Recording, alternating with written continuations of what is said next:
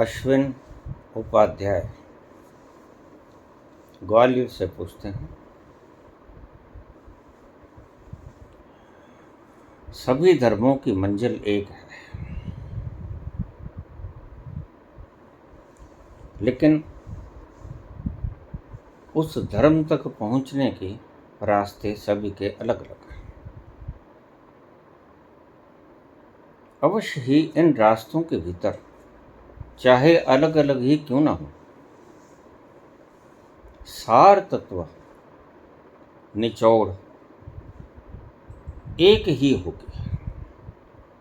और चाहे बुद्ध विपश्यना कहते हैं,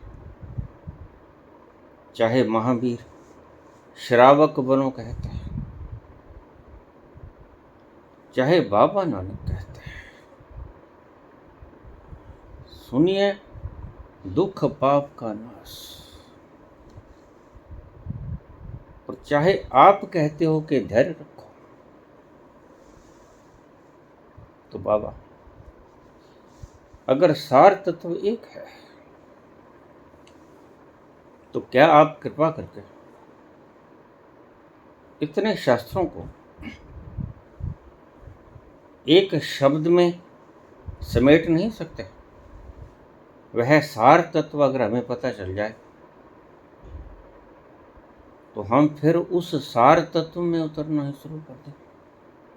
इन अलग अलग रास्तों के बजाय हम सार तत्व में उतर जाएं। कृपा करके इसके भेद को खोलने का कष्ट कीजिएगा। अश्विन उपाध्याय ग्वालियर से। लाजवाब प्रश्न और ऐसे गहरे प्रश्न कोई गहरा व्यक्ति ही पूछ सकता है।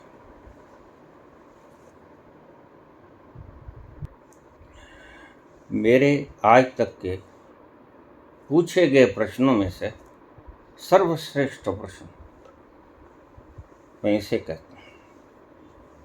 आइए हम सार तत्व की गहराई में चले। क्या है वो फार्मूला जिसके धरातल के ऊपर सभी रास्ते चुने गए और यहां तक के उलट उलट रास्ते चुने गए? कोई कहता पश्चिम से चलो, कोई कहता पूर्व से चलो, कोई कहता उत्तर से चलो, दक्षिण से चलो, लेकिन चलो केंद्र की ओर।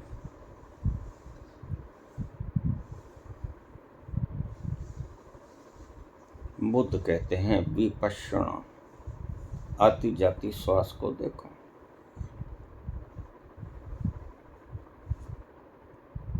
महावीर कहते हैं श्रावक बनो।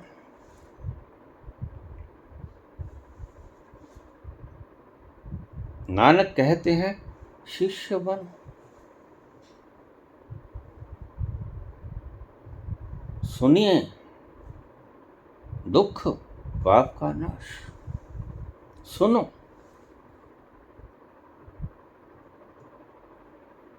और आप कहते हैं धैर्य रखो। इन सब में साझी बात क्या है? क्या है कॉमन सार? वो रस क्या है जैसे उपनिषद कहते हैं रसो वैसा? वह सार शब्द क्या है? वह सार तत्व क्या है? आइए हम थोड़ा गहरे उतरें और फिर बिल्कुल उस तलहटी में जाके बैठ जाएंगे जहां वो सार है।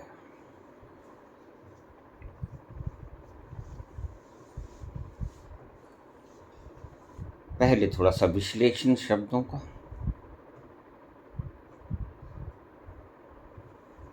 बुद्ध कहते हैं विपश्यना। पश्य, पश्य शब्द होता है देखना। जब आप देखते हो उसे कहते हैं पश्य। विपश्यना देखने की कला, देखने का विज्ञान। विपश्यना देखने की भी कला होती है।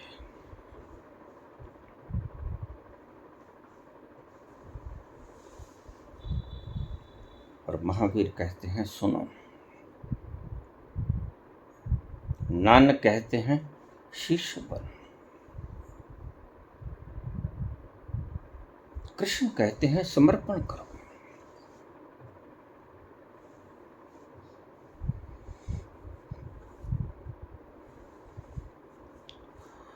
आप कहते हो धैर्य रखो, तो आपको कभी समझ में नहीं आया। मैं कबीर को भी बोलता हूँ, नानक को भी बोलता हूँ, मीरा को भी बोलता हूँ, बुद्ध महावीर को भी बोलता हूँ, कृष्ण को भी बोलता हूँ, राम को भी बोलता हूँ। लेकिन क्या आप कभी समझ पाए कि इसके भीतर का सार तत्व है क्या? रास्ते अलग अलग हैं, बिल्कुल ठीक विपरीत भी हैं, पहुंचते हैं उस एक केंद्र की तरफ, केंद्र जो आनंद का स्वरूप है,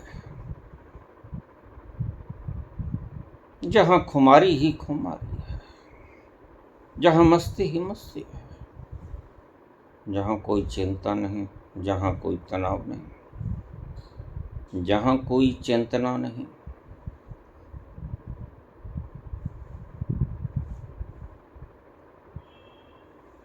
तो क्या है वो जिसको जानते सभी ऋषि हैं,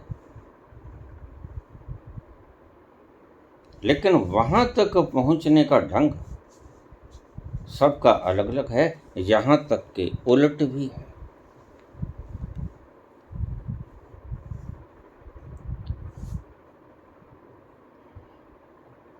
आइए पहले मैं आपको सार तत्व बता दूं, फिर आपको समझ में आ जाएगा।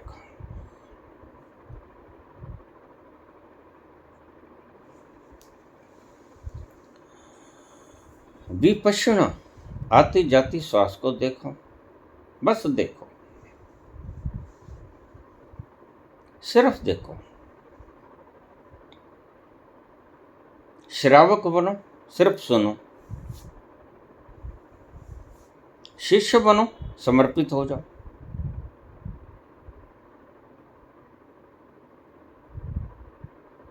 कृष्ण कहते हैं छोड़ दो मुझ पर, मेरे रथ पे बैठ जाओ। बैठ जाओ। मैं कहता हूं ठहर जाओ, धैर्य रखो, भागो मत।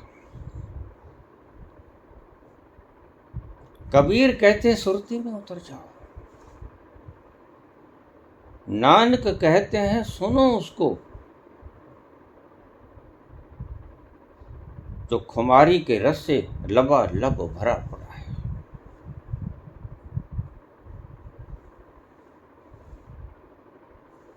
इसमें साझी चीज क्या है?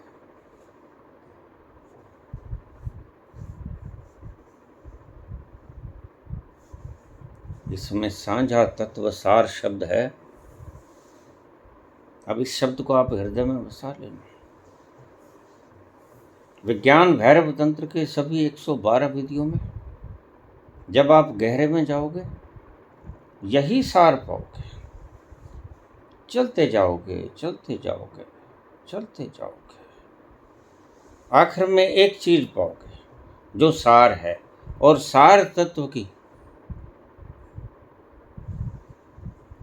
जो धज्जियां उड़ाई हैं इन कबीर पंथियों ने, वैसी धज्जियां किसी ने उड़ाई नहीं। सार शब्द को चीथड़े चीथड़े कर दिया है।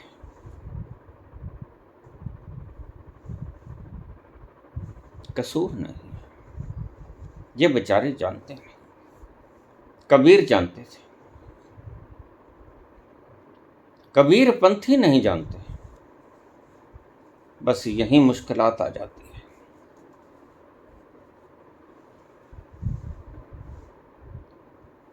विपश्यना में आती जाती श्वास को देखो, क्या होगा?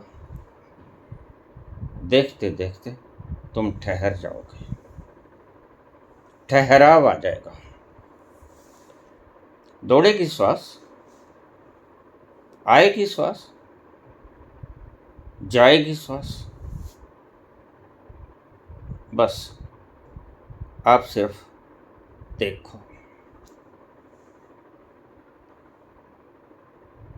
श्रावक बनो, सुनो। क्या होगा सुनने में? ठहरना पड़ेगा। सुनने के लिए ठहरना लाजिम। समर्पण में ठहरना लाजिम है। धैर्य में ठहरना लाजिम है।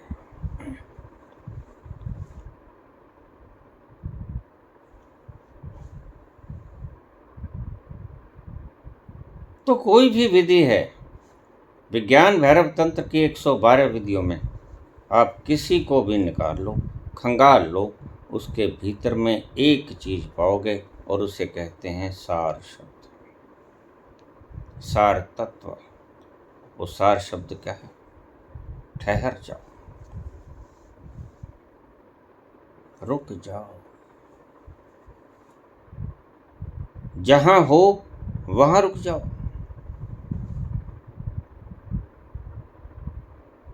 दूसरे शब्दों में दौड़ो मत, भागो मत।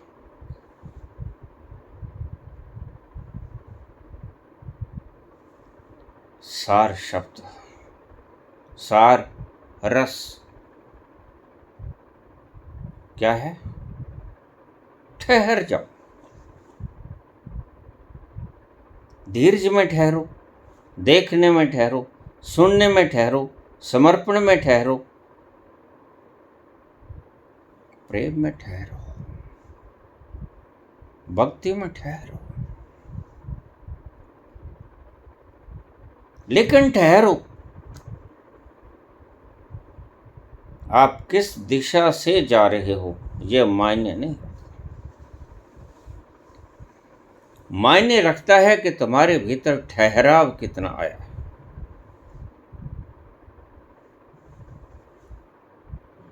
जब हम दौड़ते हैं तो हमें ठीक से चीजें, ऑब्जेक्ट्स दिखाई नहीं पड़ते, वर्ण विपरीत दिखाई पड़ते हैं। आप गाड़ी में तो सभी बैठे होंगे,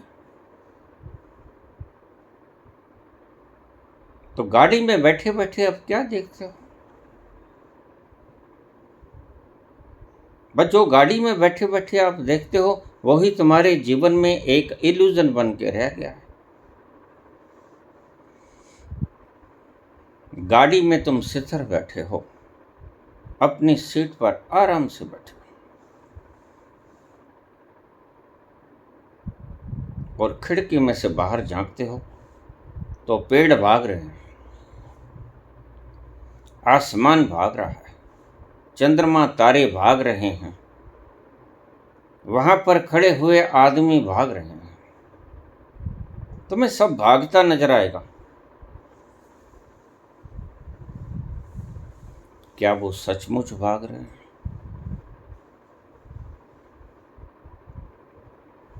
जो दृश्य तुम देख रहे हो गाड़ी में बैठे बैठे, क्या सचमुच वो दृश्य भाग रहे हैं? क्या पेड़ भाग रहे हैं? चांद तारे आसमान भाग रहा है, वहां पर खड़े हुए लोग भाग रहे हैं।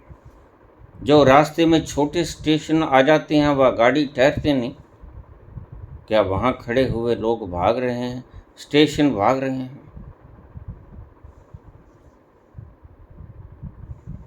कुछ भी तो नहीं भाग रहा है, फिर यह आपको दिखाई क्यों पड़ता है? भागता तो कुछ भी नहीं, ये सब भागते हुए आपको दिखाई क्यों पड़ते हैं? क्यों? क्योंकि आप भाग रहे हो। You are running. तुम कहोगे मैं तो बैठा हुआ हूं, नहीं भाई, कहाँ बैठे हो? चुप है, चुप ना हो गई जे लाए रहा लिवदार। तुम तो बैठे हो, ओंठों को सिल लिया, बोलते नहीं हो, लेकिन मन भागा जा रहा है। तुम नहीं भागते हो, तुम सीट के ऊपर जच के बैठे हो, लेकिन जिस वाहन पे बैठे हो वह भाग रहा है। और जब वह भाग रहा है तो उसके साथ आप भी भाग रहे हो, क्योंकि आप उस वाहन पे सवार हो। गाड़ी भागेगी तो आप संग संग भागेंगे, तो आपको भ्रम हो जाता है कि ये पेड़ भाग रहे हैं, ये स्टेशन भाग रहे हैं, ये सब कुछ भाग रहा है। संसार भाग रहा है, चांद तारे भाग रहे हैं, सूरज भाग रहा है। सच क्या है? सच ये है कि तुम भाग रहे हो। जिस वाहन के ऊपर तुम सवार हो वह भाग रहा है। इसे ही कहते हैं हेलुसिनेशन, भ्रम, इल्यूजन। और यह हेलुसिनेशन सभी प्राणियों को हो चुका है। सब प्राणी इसमें जीवित हैं। इसी भ्रम की मानसिक स्थिति में व्यक्ति जीता चला जाता है और मर जाता है। दौड़ते दौड़ते, भागते भागते जो कुछ भी करता है वह उसे फलीभूत नहीं होता। अंत में परिणाम क्या निकलता है? हाथ खाली रह जाते हैं। हाथ झाड़ देते हो तुम और धम से गिर पड़ते हो। तुम्हारा कमाया यहीं रह जाता है। चाहे शरीर कमाया हो, चाहे धन, चाहे प्रतिष्ठा, चाहे पदवी, चाहे डिग्री, किसके पास रही? सब का सब कमाया हुआ गिर जाता है।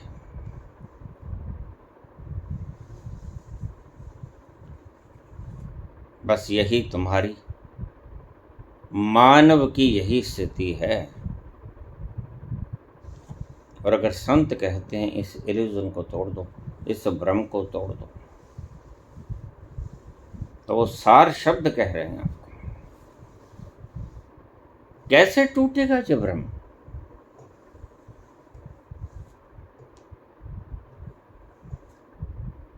जो भाग रहा है उसको ठहरा दो। जो गाड़ी दौड़ रही है, आपने देखा होगा, जब कोई स्टेशन आता है गाड़ी ठहरती है तो रुक जाते हैं वृक्ष में, रुक जाते हैं चांद तारे, रुक जाता है सूरज, रुक जाता है सब जो भाग रहा था। ना आसमान दौड़ता है, ना पुरुष दौड़ते हैं, ना धरती दौड़ती है, सब ठहर जाता है। क्यों ठहर जाता है? क्योंकि आप ठहर जाते हो। आप भाग रहे थे तो आपको सब भागता हुआ नजर आ रहा था। आप ठहर गए, आपको सब ठहरा हुआ नजर आएगा। और उस ठहराव में होते हैं दर्शन। सत्य क्या था? सत्य ये था कि कुछ नहीं भाग रहा है। यही था ना? सत्य ये था कि कुछ नहीं भाग रहा है, सब अचल खड़ा है अपनी जगह। लेकिन क्योंकि तुम भाग रहे थे, इसलिए तुम्हें यह भ्रम हो जाता है कि सब दौड़ रहा है, मैं शांत बैठा हूं। यहीं तुम गलती खा जाते हो। और सभी संतों ने, बुद्ध हो, महावीर हो, आपको बताया नहीं क्योंकि जब बातों का रस बता दिया जाता है तो आप कहते हो समझ गया, बस आप उसे क्रियान्वित नहीं करते। लेकिन मैंने ये शब्द जो कहा वह संतों ने गोपनीय रख लिया। मैं गोपनीय नहीं रखता, क्योंकि व्यर्थ की जिखाई के को छोड़कर अगर आप सार शब्द को अपना लोगे, यानी ठहरने की कला सीख जाओगे, तो आपको किसी विज्ञान भैरव तंत्र की 112 विधियों में मगज खपाई करने की जरूरत नहीं पड़ेगी। ना बुद्ध की विपश्यना, ना महावीर का श्रवण, ना शिष्य, ना समर्पण, कुछ भी नहीं। सब बेकार हो जाएगा जब आपको पता है कि सार क्या है। फिर आपको वो जैसे भी मिले आप उसको वैसे ही पैदा कर लो। सार क्या है? संतों ने जो विधियां बताई उनमें एक चीज है, क्योंकि एक ही तत्व के पास पहुंचना है तो फिर रस तो एक ही होगा, फार्मूला तो एक ही होगा। उसको अप्लाई किस ढंग से किया जाए यह संतों की अपना अपना ढंग था। किसने विपश्यना कह के ठहरा दिया, किसने सम्यक श्रवण कह के ठहरा दिया, किसने समर्पण कह के ठहरा दिया। समर्पण में आप कहाँ दौड़ते हो? समर्पण में ठहर ही तो जाते हो। किसने शिष्य बनो, सीखो। शिष्य बनने के लिए भी ठहरना होगा। मैंने कहा धैर्य रखो, धैर्य रखने के लिए भी ठहरना होगा। दौड़ना बंद करना होगा। बस यही है सार शब्द, जिसे कबीर कहते हैं। और कबीर कह के गए थे, लेकिन कबीर पंथियों ने सार शब्द की बखियां उधेड़ दी, चीथड़े उड़ा दी। तो बताएंगे कि सार शब्द ये है, लेकिन ध्यान रखना जो सार शब्द वो देंगे वह भी तुम्हें दौड़ाएगा। पूछ लो उनसे सार शब्द क्या है। ये 5 नाम सार शब्द हैं और 5 नाम तुम्हें दौड़ाएंगे। और मैं तुमसे कहता हूं कि सार शब्द है ठहराओ। ये तुम्हें दौड़ाते हैं,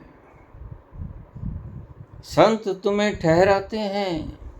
नकली संत तुम्हें दौड़ाते हैं, असली संत तुम्हें ठहरने की बात कह के गए हैं। लेकिन कसूर तो उनका कुछ नहीं। अब मेरे बाद में आने वाला व्यक्ति जो मेरी परिभाषा करेगा, व्याख्या करेगा, मैं उसे रोक थोड़ा ही पाऊंगा। वे चाहे इन शब्दों की छर्रे उड़ा दी, मैं क्या कर सकता हूं उसमें। यही कबीर कहते हैं। सब्र में क्या होता है? ठहरा। और प्यास में क्या होता है? भटकाव। जब तुम प्यासे होते हो तो भटकते हो पानी की तलाश में, और जब तुम तृप्त हो जाते हो, प्यास खत्म हो जाती है, तो क्या होता है?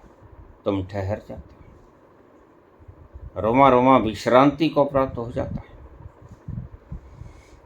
वही कबीर कहते हैं। कहत कबीर सुनो भाई साधो, कहत कबीर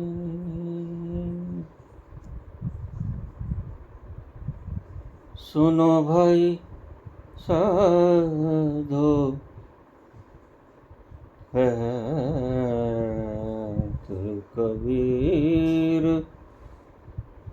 सुनो भाई साधो साहिब मिलहीं साहिब मिलहीं सबूरी में सबूरी में मनड़ लाग्यो मेरो राम फकीरी में फकीरी में मनड़ो लाग्यो मेरो राम साहिब मिलहीं सबूरी। हम कहते हैं साहिब बंदगी, उस साहिब का वंदन करते हैं। और साहिब कहाँ मिलता है? ठहराव में मिलता है साहिब, सबूरी में मिलता है साहिब। साहिब तृप्ति देता है, तृप्ति में ठहराव होता है, और वो ठहराव ही साहिब है। ध्यान रखना, परमात्मा और कुछ नहीं। परमात्मा परम ठहराव का नाम, जहां सब हलचल बंद हो गई, जहां सब भाग दौड़, मुशक्कत, श्रम समाप्त हो गया, जहां ठहराव आया, तुमने विश्राम लिया, परम विश्रांति को तुम उपलब्ध हुए, तो साहब मिल गया। इसलिए चाहे विज्ञान भैरव तंत्र की 112 विधियां, या बाबा नानक की विधि 113वीं विधि, कुछ मत करो, उस पर छोड़ दो। उस पर छोड़ोगे तो ठहराव आएगा।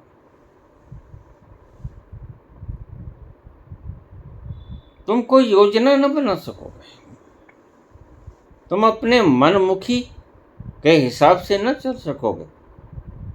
तुम जैसा वो चलाएगा वैसा चलोगे, और तुम ठहर जाओगे रोबोट की तरह। उसके अदृश्य हाथ तुम्हें चलाएंगे, और कठपुतलियों की तरह तुम चलोगे, तुम नाचोगे।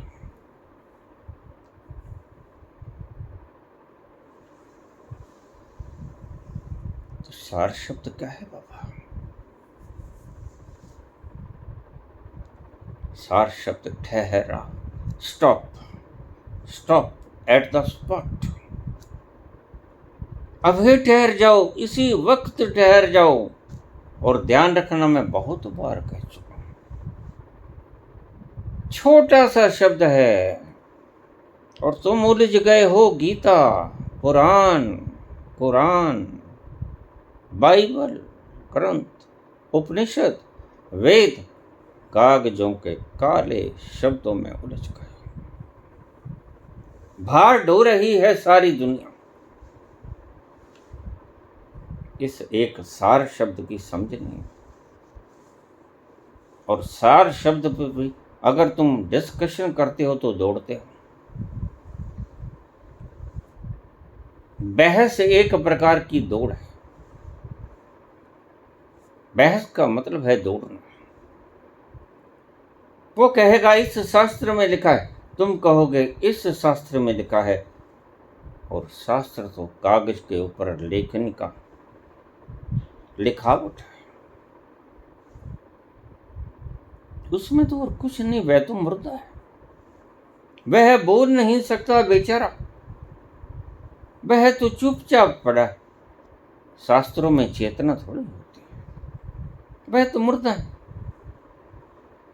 तो जैसे तुम मुर्दे को जला देते हो, वह किसी काम का नहीं, तो शास्त्र मुर्दा है, शास्त्रों को क्यों बचाए बैठा? यही गड़बड़ है। मैं ऐसे ही नहीं कहता कि शास्त्रों को जला दो, शास्त्रों को गंगा में बहा दो, क्योंकि शास्त्र मुर्दा है। शास्त्र तुम्हें कुछ नहीं सिखाएंगे, वर्ण भटकाएंगे। किसी शास्त्र ने कभी किसी को बचाया? जब भी पहुंचाया, जीवत गुरु ने तुम्हें मार्गदर्शन दिया। तुम अपने अंतस तक चले, तुम अपने अंतस तक चले और ठहरते चले गए, और रोज ठहरते चले गए, और ज़्यादा ठहरते चले गए। ठहरते ठहरते ठहरते तुम उस विश्रांति के तल पे पहुंच गए जहाँ परम विश्राम है। बस अपनी प्रज्ञा में स्थित हो गए। स्थित का अर्थ क्या है? ठहरना।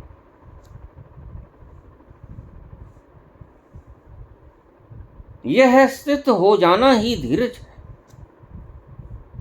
धीरज की परम पराकाष्ठा है स्थिति।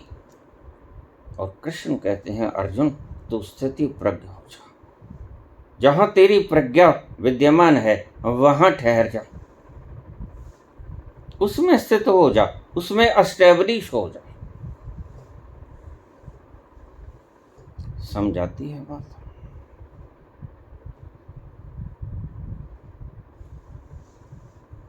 यह है कोई बहस का विषय नहीं। मैं सदा से कहता हूं, तुम दौड़ रहे हो और मेरे पास बहुत से प्रकांड पंडित आए, शास्त्रज्ञ आए। शास्त्रज्ञ कहता हूं, खुद को जानने वाले नहीं, शास्त्र को जानने वाले। बगल में पोथी, आओ बाबा शास्त्र अर्थ करें। काहे भाई? शास्त्र अर्थ करें। तुम घने पंडित बने फिरते हो। अभी कल परसों एक कमेंट आया, ओशो बनने की कोशिश कर रहे हो। इस मूर्ख को बताइए,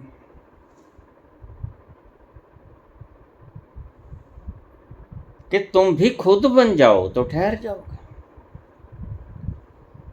प्रत्येक व्यक्ति को कृष्ण बनने की जरूरत नहीं, प्रत्येक व्यक्ति को राम बनने की जरूरत है। प्रत्येक व्यक्ति को जो वो है अंतस में वो बनने की जरूरत है, उसमें ठहरने की जरूरत है। किसी को कुछ नहीं बनना है,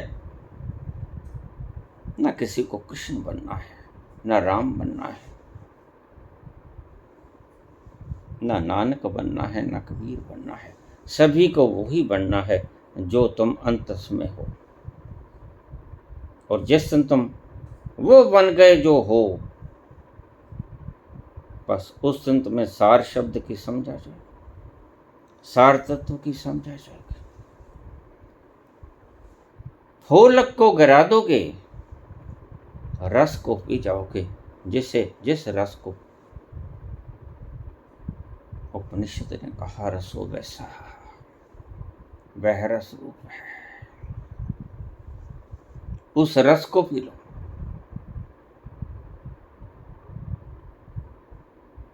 और जब तक तुम उस रस को नहीं पियोगे तब तक तुमने सार शब्द को जाना। वह रस क्या है? यही पूछा है अश्विन उपाध्याय। वह रस है ठहराव। तुम कैसे ही ठहर जाओ, तुम कैसे ही ठहर जाओ। दौड़ने से भ्रम पैदा होता है, मैंने तुम्हें बतला दिया। पंखे को कभी चलते हुए देखना फुल स्विफ्ट, और फिर छत की तरफ निहारना, और छत पे कोई इबारत लिख देना। तो जब पंखा ठहरा होगा तो तुम्हें छत पे लिखी हुई इबारत, जहां पंखे के पर होंगे वहां क्या लिखा है तुम्हें समझ नहीं आएगा, देखेगा नहीं। लेकिन जब पंखा घूमना शुरू हो गया तो तुम्हें जो तुमने छत के ऊपर लिख दिया वो साफ साफ तुम पढ़ सकते हो बड़े आराम से। क्या हुआ? दृष्टि भ्रम। वह सॉलिडिटी कहाँ खो गई? पंखे की पंख स्टील के हैं, लोहे के हैं, किसी तत्व के हैं, उसके आर पार दिखता नहीं था, नॉन ट्रांसपेरेंट है वो, उनकी सॉलिडिटी कहाँ खो गई? पंखों का ठोसत्व नष्ट नहीं हुआ।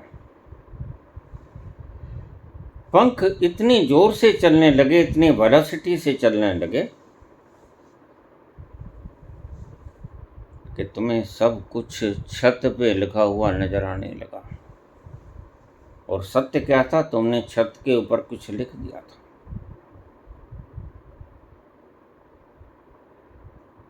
इस अड़चन के कारण, पंखों के ठोसत्व के कारण, परों के कारण, तुम्हें वो इबारत जो परों के पीछे छिप जाती थी वह नजर नहीं आती थी, वह पढ़ा नहीं जाता था। अब ये पंख चल रहे हैं तो तुम इस इबारत को बड़े मजे से पढ़ सकते हो। तुम्हें छत के ऊपर लिखा हुआ साफ साफ नजर आता है। ट्रांसपेरेंट हो गई दुनिया।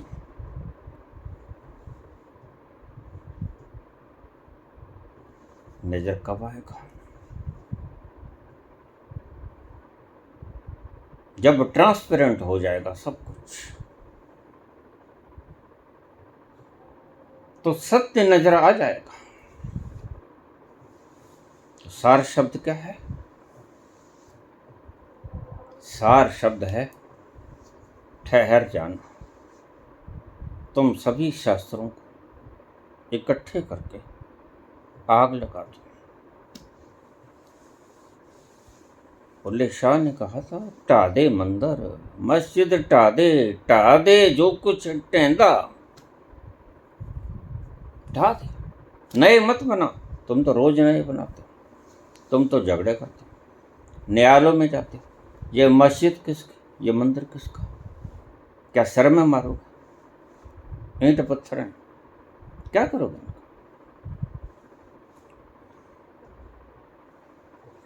बस इसीलिए आए थे।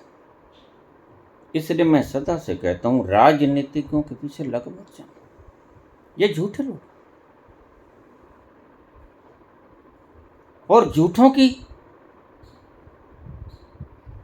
के भीतर ना कोई सियाणप होती है, ना ठहराव होता है। झूठे व्यक्ति से ज्यादा दौड़ता कोई भी नहीं, और झूठे व्यक्ति की कोई गारंटी नहीं होती कब क्या कहे थे। अब कुछ बोला है, 10 मिनट बाद कुछ और बोल दे। मुझे कोई कहने लगा, गारंटी देते हैं ये राजनीतिक लोग। मैंने कहा, देखो, गारंटी तो सच्चे आदमी की होती है, झूठों की गारंटी का मूल्य भी कितना होता है। झूठों की गारंटी झूठी होती है, झूठों की गारंटी महज अल्फाज होते हैं।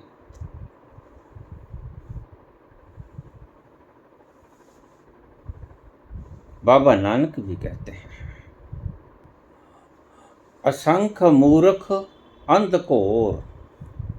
बाबा कहते हैं असंख्य मूर्ख हैं, और सिर्फ मूर्ख कह के चुप नहीं करते बाबा।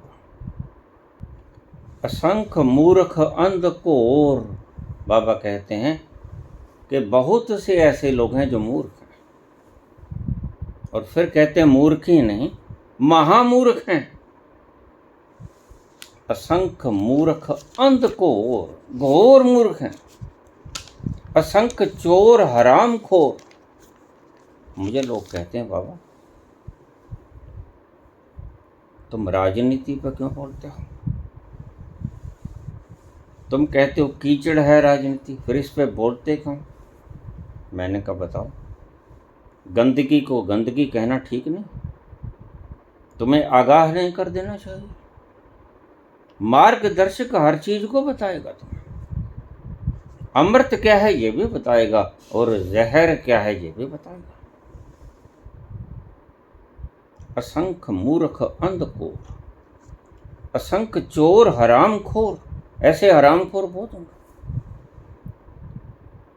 जो 150 करोड़ रुपए ले लेंगे, वोट तुमसे लेंगे और तुम्हारे विश्वास का घात कर देंगे, और जिस पार्टी को तुमने वोट दिया था वो 50-100 करोड़ लेके पार्टी बदल लेंगे। तुमने अपने हाथ काट के उनकी जेब में रख दिया और उन्होंने तुम्हारे विश्वास को रौंद दिया, विश्वासघात कर दिया। उन्होंने तुम्हारे हाथ जो काट के दिए थे वो किसी और को बेच दिए। ये लो, लाओ लाओ 200 करोड़ रुपए दे दो। असंख्य चोर हरामखोर, बहुत से लोग चोर, ये लोग चोर होते हैं जिन्होंने मत तुमसे लिया, तुम्हारी अमानत है। तुमने सोचा था शायद हमारी कमियां, हमारी गरीबी, हमारा दरिद्र, हमारी बेरोजगारी, हमारी महंगाई, हमारी समस्याएं, हमारी तकलीफ, हमारे शरीर के दुख, हमारे रोग का निदान करेंगे, पढ़ने की व्यवस्था करेंगे, स्कूल खोलेंगे, कॉलेज खोलेंगे, बड़े बड़े विश्वविद्यालय बनाएंगे।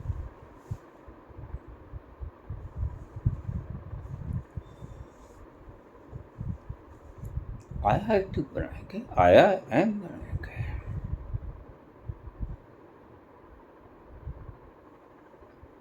बीमार हो जाओगे तो हॉस्पिटल खोलेंगे, बेहतर सुविधाएं देंगे। तुमने इसलिए हाथ काट करके दिए थे और इन्होंने बेच दिए किसी ठग के हाथ में, झूठे के हाथ में। इन्होंने तुम्हारे से विश्वास किया। ये विश्वास पत्र लोग कहाँ है? बस इसे ही बाबा कहते हैं।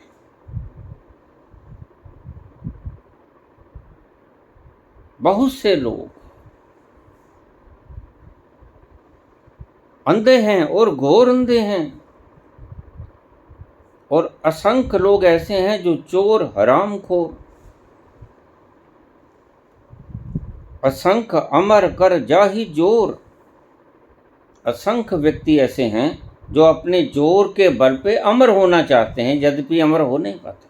होर्डिंग से लगा देंगे, चैनलों पे अपना चेहरा मोहरा दिखाएंगे,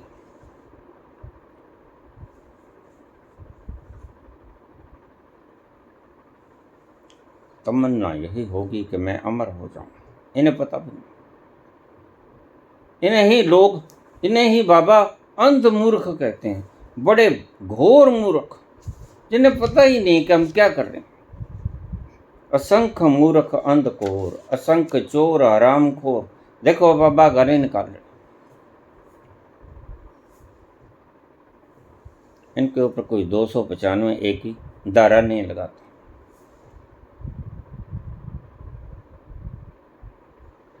सत्य बोलते हैं, सत्य के ऊपर 295 थोड़ी होती। असंख्य चोर हरामखोर, असंख्य अमर कर जाहि जोर। अपने जोर से हुक्म किए चले जाते हैं। उसको खरीद लिया, उसको खरीद लिया, उसको खरीद लिया, सब खरीद लिया, सब मेरा है, मैं राज करूंगा, और दम से गिर जाएंगे। इनको मौत याद नहीं। यही कमी, काश इनको मौत याद रहती तो फिर ये ठगी ना मारते, ये झूठ ना बोलते। ये पक्का है,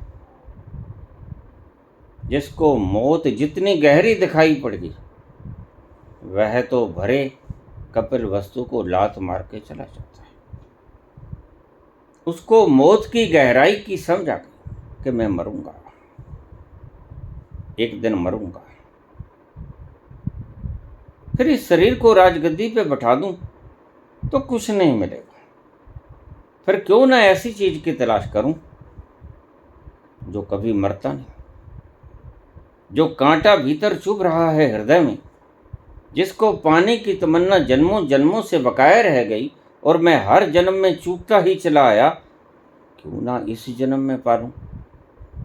सब तो भोग लिया है, पर मिला तो कुछ है नहीं भोगों में।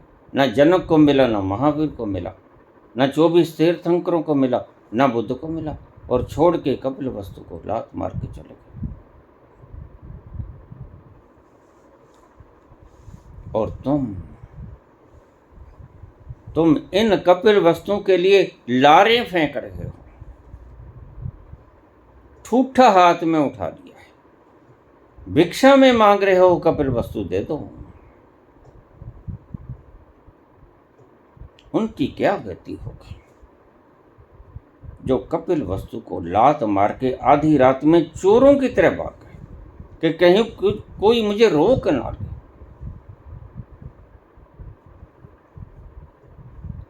सुबह से शाम तक जनता भी ऊब जाती है, अरे ये सड़ा हुआ चेहरा कब तक दिखलाओगे, अब तो बंद कर दो बकवास।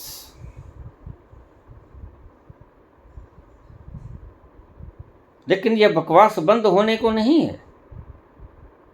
यह बकवास या तो जनता बंद कराएगी या परमात्मा बंद करवाएगा। इसकी व्याख्या मैं जब इस पौड़ी का व्याख्यान करने का वक्त आएगा तो बोलूँगा। अभी थोड़ा सा ट्रेलर दिखाया आपको।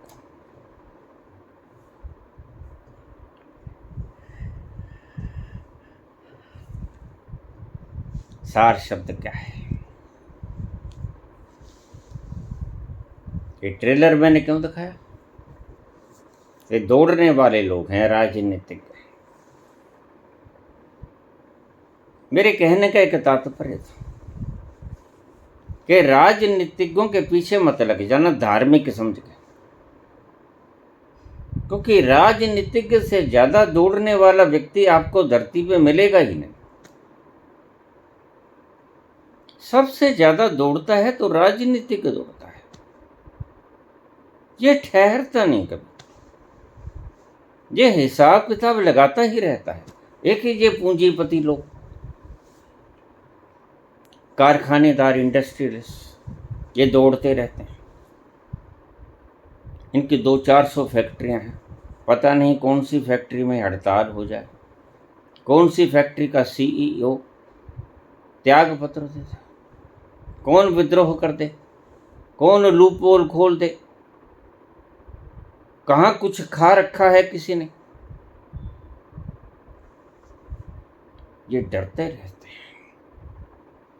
और अगर जिंदगी तुमने डर डर के गुजारी तो क्या खाक गुजारी।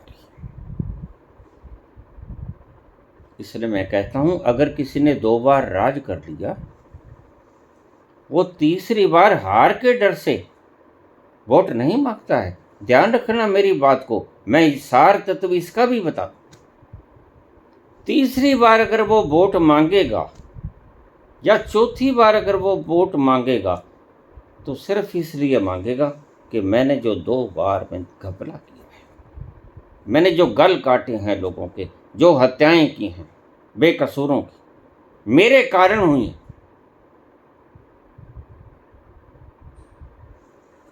उसका ये लोग हिसाब मांगेंगे। आज तो डर के कारण ये कुछ बोल नहीं पाते क्योंकि तुम्हारे हाथ में सत्ता है।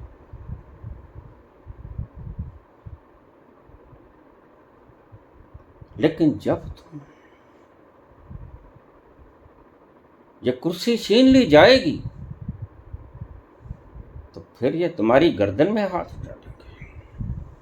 आ जाओ बेटा, नाम बताओ अपना क्या है।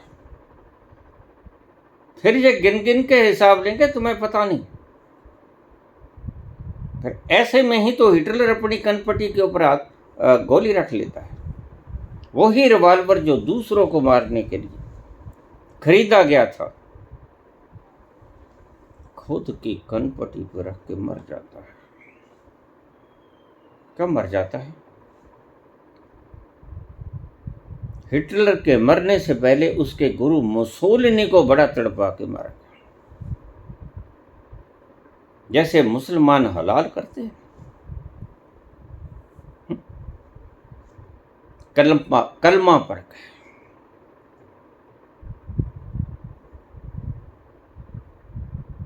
कलमा पढ़ पढ़ के मारा उसको,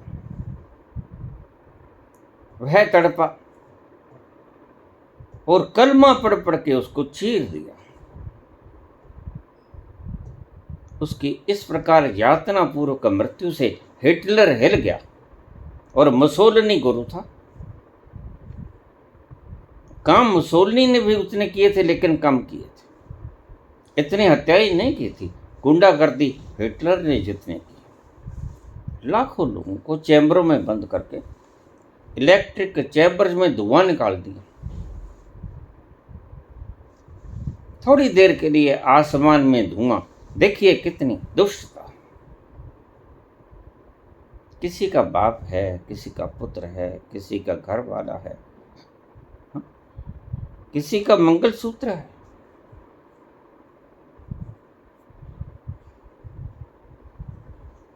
किसी का पुत्र है,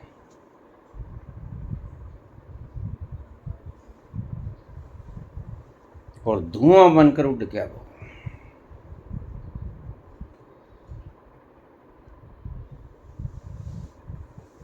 ऐसे ऐसे जालिम लोग इस धरती ने सहे।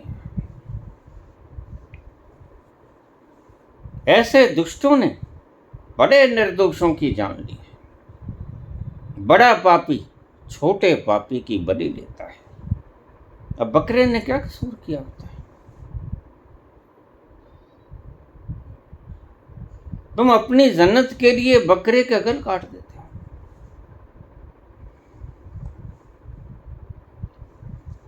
जमाने ने मारे जवां कैसे कैसे, जमी खा गई आसमां कैसे कैसे, जमाने ने मारे जमा कैसे कैसे, जमी खा गई आसमां कैसे कैसे, जमाने ने मारे जमा कैसे कैसे। मैंने ऐसे ही नहीं कहा।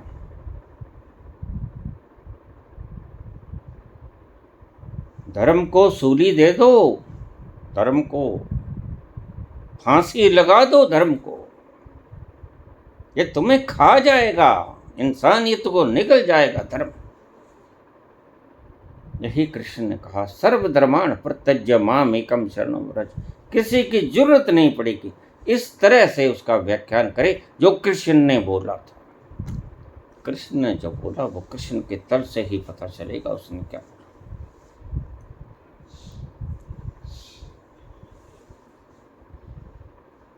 कृष्ण ने कहा तू भूल जा,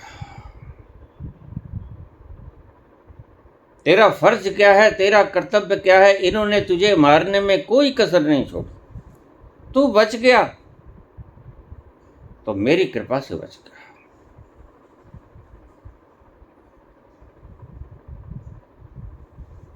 जलाकर मारने की चेष्टा की,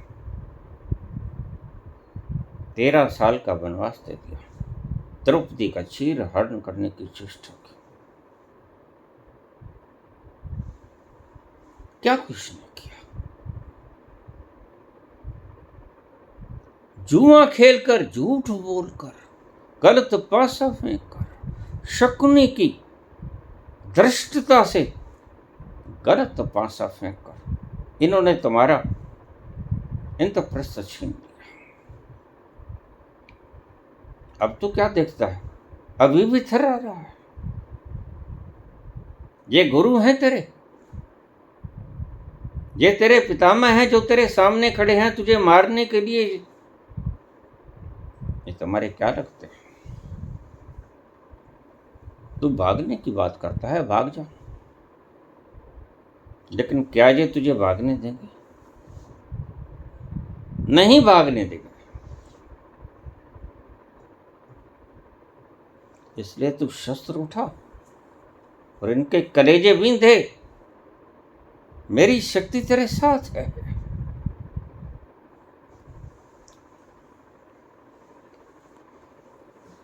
सर्वधर्मान् परित्यज्य मामेकं शरणं व्रज। जब तुम्हें यह पता चल जाए कि फला व्यक्ति मेरे अधिकारों का हनन कर रहा है, मेरी स्वतंत्रता का हनन कर रहा है, तो कृष्ण कहते हैं उसको काट दो, उसकी बोटी बोटी खिला दो, उसके सीने में इतने तीर उतारो कि वाणों की शैया पे उसे तड़पता हुआ छोड़ दो।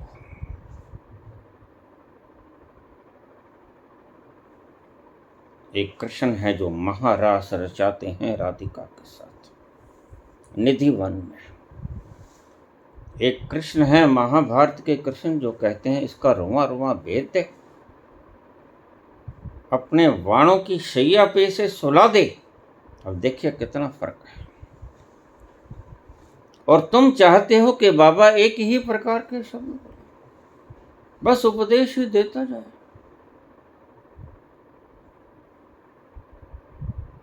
बस यही कहता जाए कि तुम सहते जाओ सहते जाओ।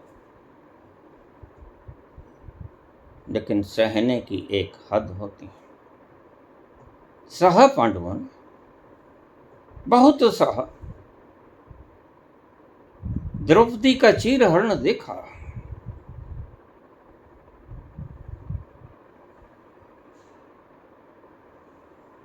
झूठ और कपट से इंद्रप्रस्थ का छिन्न देखा,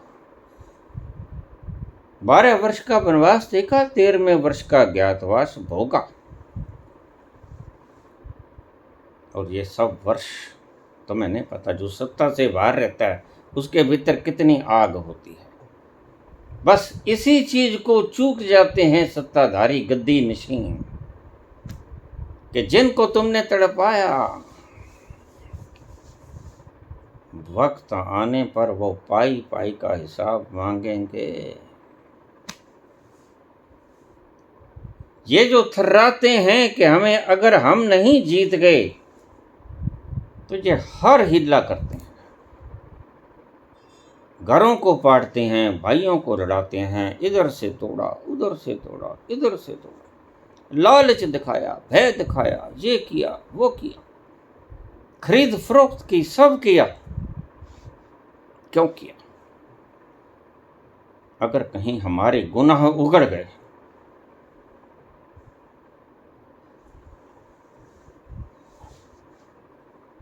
बात निकलेगी तो बड़ी दूर तलक जाएगी। तुम शायद गलत समझ लेते हो। तुम समझते हो कि शायद ये फिर से सेवा करने के लिए तुमसे वक्त मांगते हैं। तुम भूल जाते हो, ये डरते हैं। जो पिछले वक्त में इन्होंने गुनाह किया वो फाइलें इनके पास होंगी और जाने से पहले ये आग लगा जाएंगे। ध्यान रखना।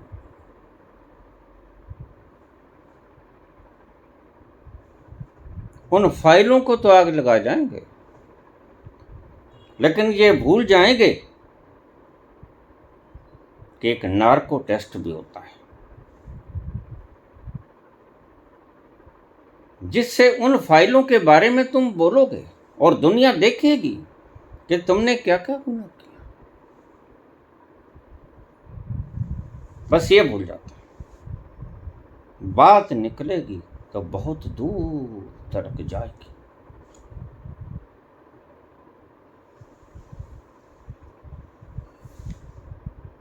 और ये लोग कभी आध्यात्मिक बनने की चेष्टा करेंगे, खुद को अवतार घोषित करेंगे।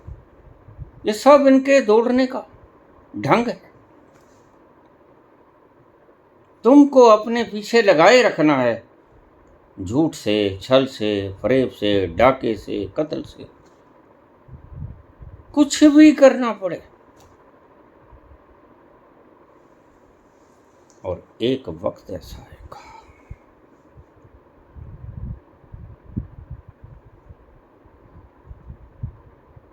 जब जिनको हाथ काट के दिए थे उनके तुम हाथ काट लोगे, उतरो नीचे।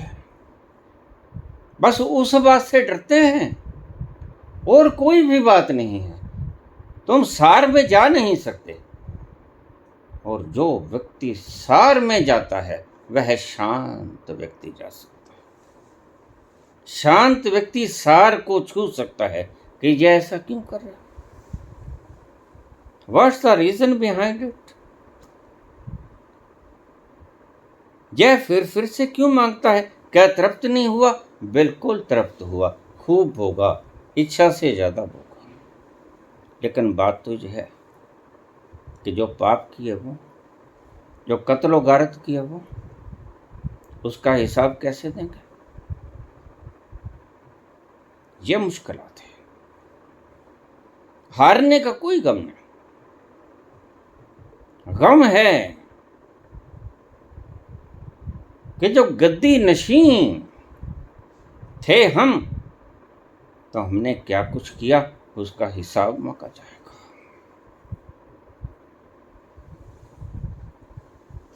गुजरे हुए वक्त की हर बात निकल आएगी।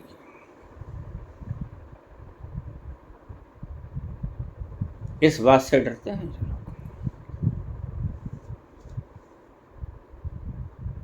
सार शब्द क्या है बाबा?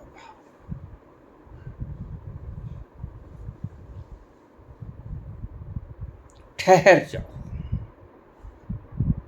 अगर तुम ठहर गए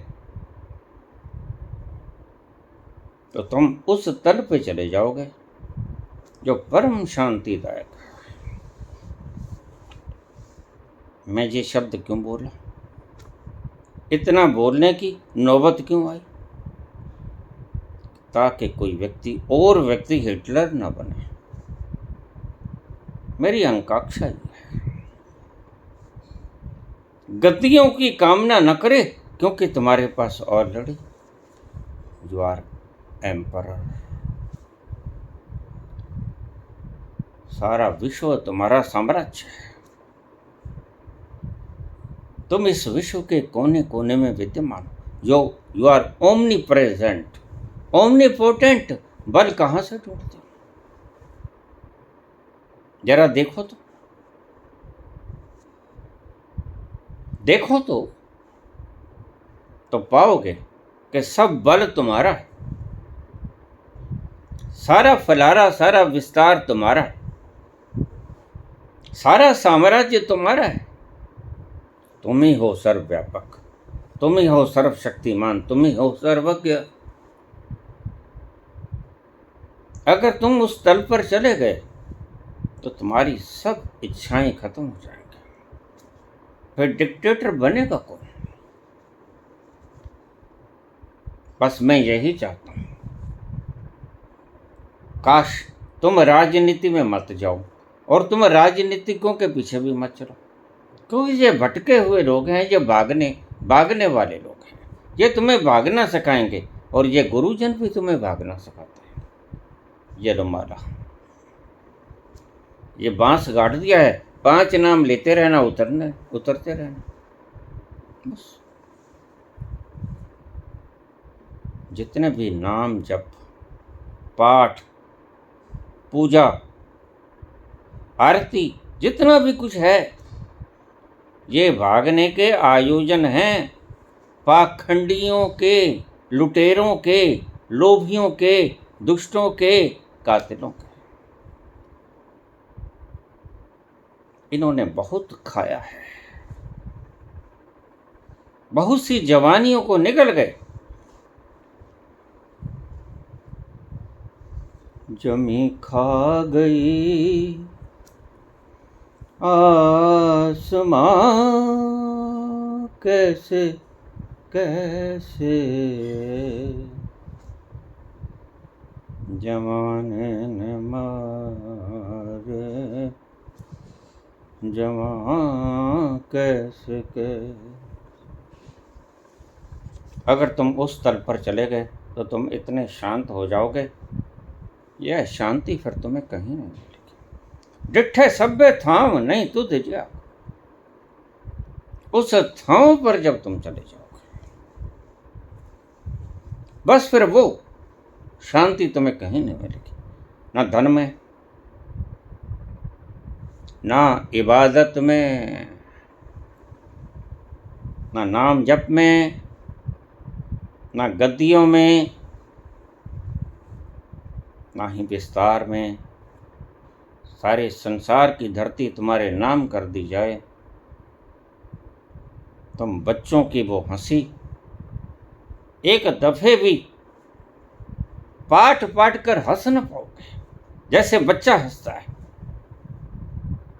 बच्चों की हंसी के आगे बड़े बड़े सिकंदर शर्म से गर्दन झुका लेते हैं। इतनी शानदार मासूम हंसी होती है उनके पास।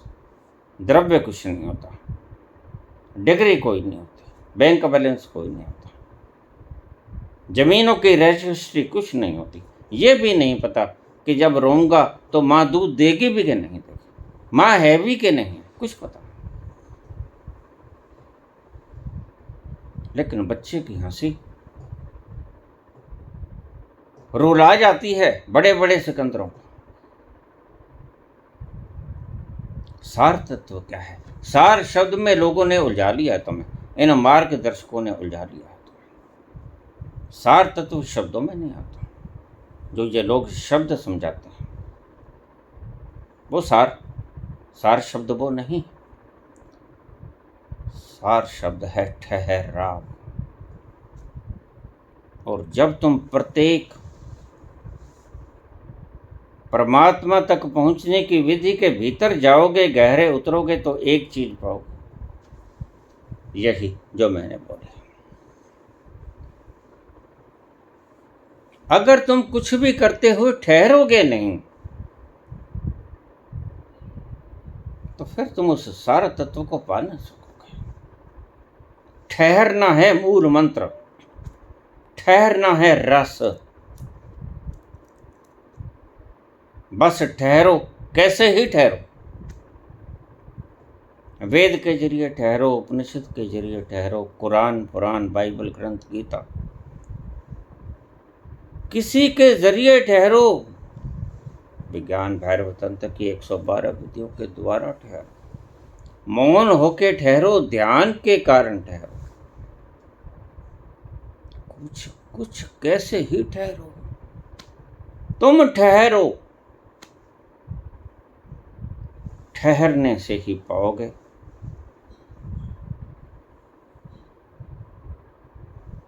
कि तुम देखते देखते, विपश्यना करते करते कब लुढ़क गए अपने स्वभाव में, तुम्हें पता ही नहीं चलेगा। विपश्यना, देखने का विज्ञान भूल गए तुम। देखते देखते तुम लुढ़क जाओगे, तुम गिर पड़ोगे अपने ही स्वभाव के भीतर। यही विपश्यना का लक्ष्य था, और यही श्रावक का सम्यक श्रवण का लक्ष्य था, यही शिष्यत्व का लक्ष्य था, और यही भगवान कृष्ण के समर्पण का लक्ष्य।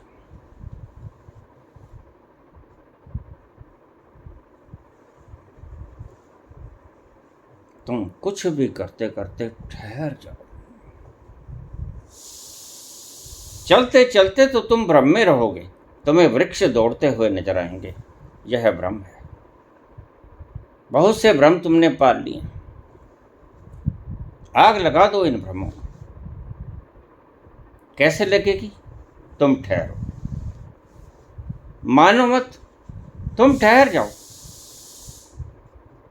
वह जो तुम्हें दिखेगा ठहरने के बाद, परम ठहराव के बाद, वो तुम्हारी सभी भ्रांतियों को स्वतः ही तोड़ देगा।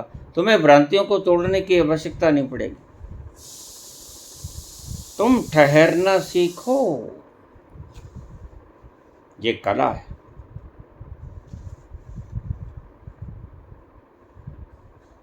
यह कला है उस बांगे इलाही की। ये कला है उस अहम ब्रह्मस्म की। ये कला है उस परम पिता परमात्मा तक पहुंचने की। अगर तुम वास्तव में आनंद मगन होना चाहते हो, मीरा की तरह झूमना चाहते हो, नानक की तरह गाना चाहते हो,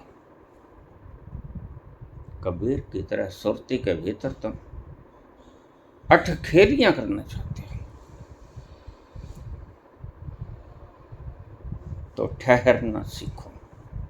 सार तत्व मैंने आपको समझा दिया, सार शब्द मैंने आपको समझा। कल ही मुझे किसी ने प्रश्न पूछा, कैसे पता चले ये गुरु सही है? मैंने कहा सीधी दो अक्षर की बात है। जो तुम्हें ठहरना सिखाए वह गुरु, जो तुम्हें दौड़ना सिखाए वह पाखंड है। वह दौड़ना फिर चाहे 5 नाम से हो, चाहे 2 नाम से हो, चाहे शास्त्र के पठन पाठन से हो, चाहे कोई भी विद्या और सूचनाओं को एकत्रित करने में हो, वह सब ढोंगी हैं। परमात्मा के रास्ते पे कोई सूचना काम नहीं करती। कितनी सूचनाएं थी कबीर के पास, कितनी सूचनाएं थी नानक के पास, कितनी सूचना थी मीरा के पास। तुम्हारे पास सूचनाएं तो बहुत हैं। आईएएस बन गए, छोड़ दिया है, तुम त्याग को देखते हो। इस व्यक्ति ने आईएएस की कुर्सी को लात मार दी, तुम मनोविज्ञान को नहीं समझते। आगे अपॉर्चुनिटी से ज्यादा थी, यहां क्या मिलेगा? मुश्किल से 500-400 आदमी तुम्हारे अंडर काम करेंगे,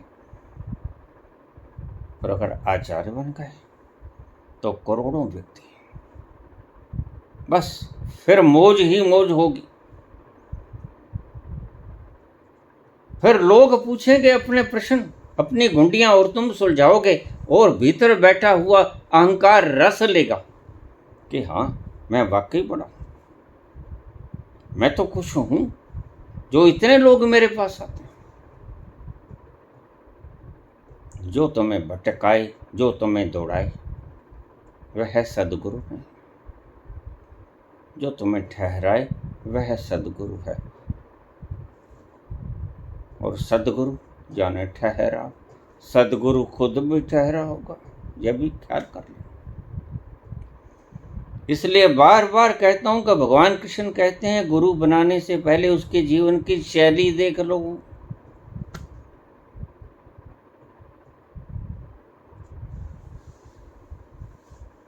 उसके जीवन का ढंग देख लो। कहीं ऐसा तो नहीं कि वह खुद ही व्यापार करने में लगा हो।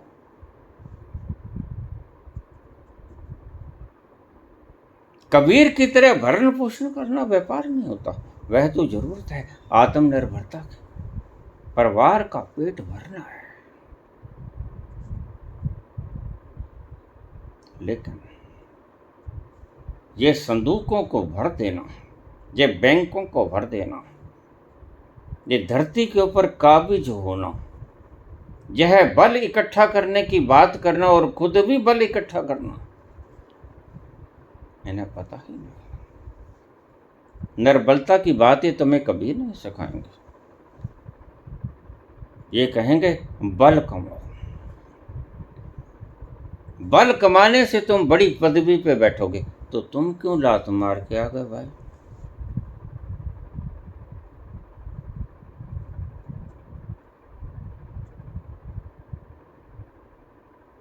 यही तो मजे की बात है। वासनाएं तृप्त नहीं हुई किसी कुर्सी से, तो बड़ी कुर्सी के लोभ में आचार्य बन बैठे, सदगुरु बन बैठे। हुआ कुछ नहीं।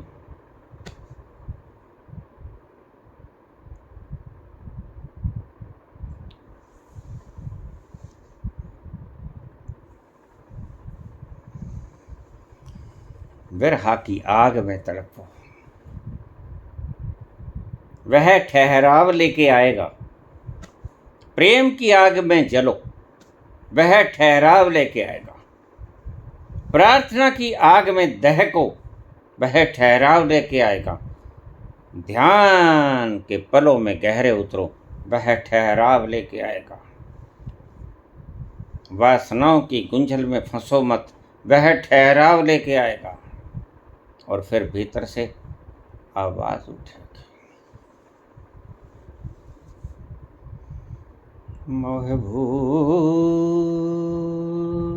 गए सांवरिया,